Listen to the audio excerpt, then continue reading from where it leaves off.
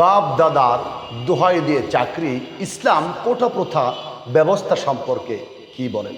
সম্মানিত বন্ধুগণ, আমরা 1952 সালের ভাষা আন্দোলন দেখিনি স্বচক্ষে শহীদ রফিক বরকত সালামকে শাহাদত বরণ করতে ভাষার জন্য, কিন্তু আমরা দেখেছি বাংলাদেশে বর্তমানে টপ অফ দ্য কান্ট্রি কোটা সংস্কার আন্দোলনের গত 16ই জুলাই রংপুরে বেগম রোকেয়া বিশ্ববিদ্যালয়ের বীরশ্রেষ্ঠ সাইদ কিভাবে শাহাদত বরণ করেছে বাতিলের সামনে। সে মাথা নত করে নাই, তার ন্যায্য অধিকারের জন্য সে বুককে সামনে বাড়িয়ে দিয়েছে যে আমি মরতে রাজি আছি, কিন্তু আমার ন্যায্য অধিকার থেকে আমি পিছু হব না। আসুন এই কোটা সম্পর্কে আজকে ইসলাম আমাদেরকে কি মেসেজ দিয়েছে।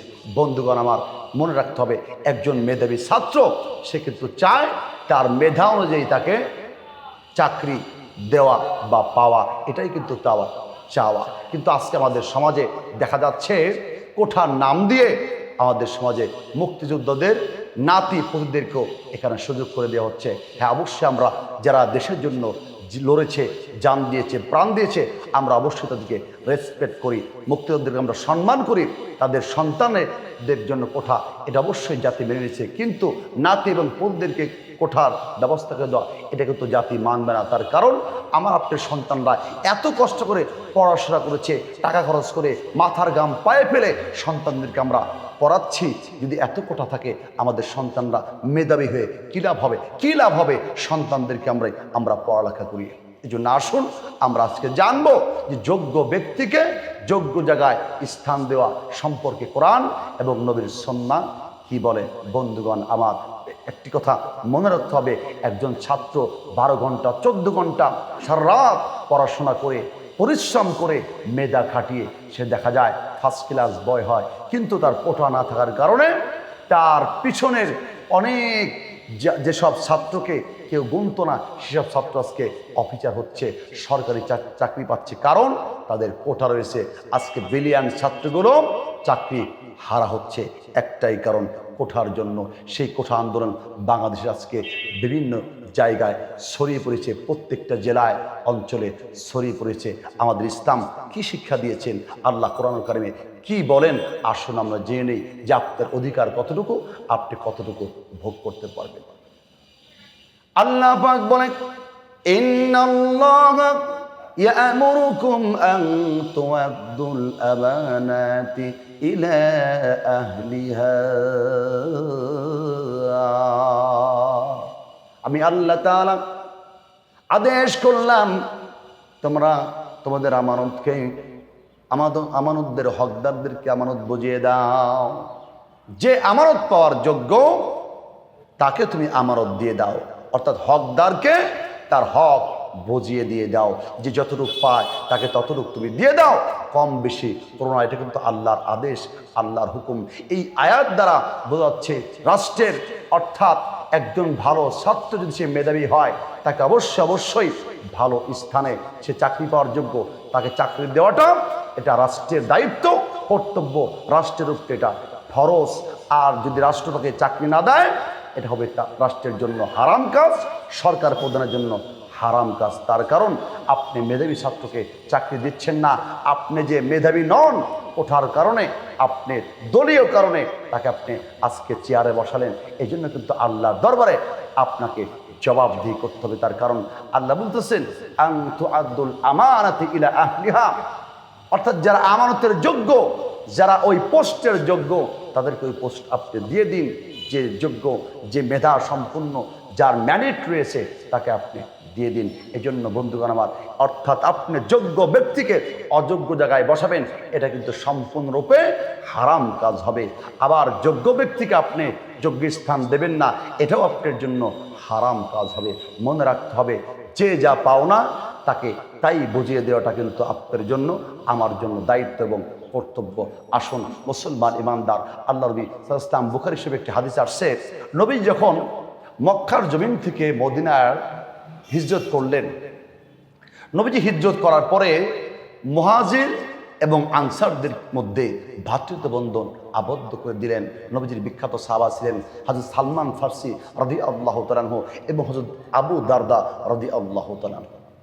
এই দুই সাহাবা অত্যন্ত দুজন দুজনকে মহব্বত করতেন, ভাই ভাইয়ের মতো, অত্যন্ত সবসময়ের জন্য একে অপরের সাথে জড়িয়ে থাকতেন।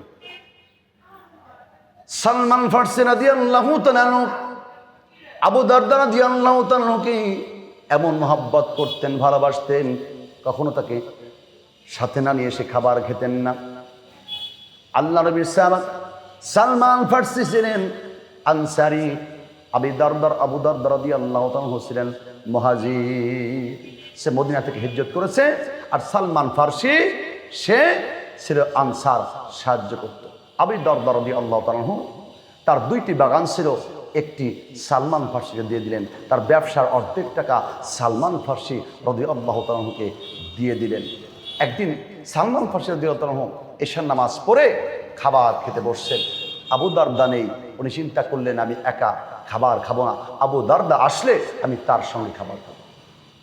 অনেক রাত হয়ে গেল, আবু দারদা রাদিয়াল্লাহু তাআলা আনহু আসতেছেন না।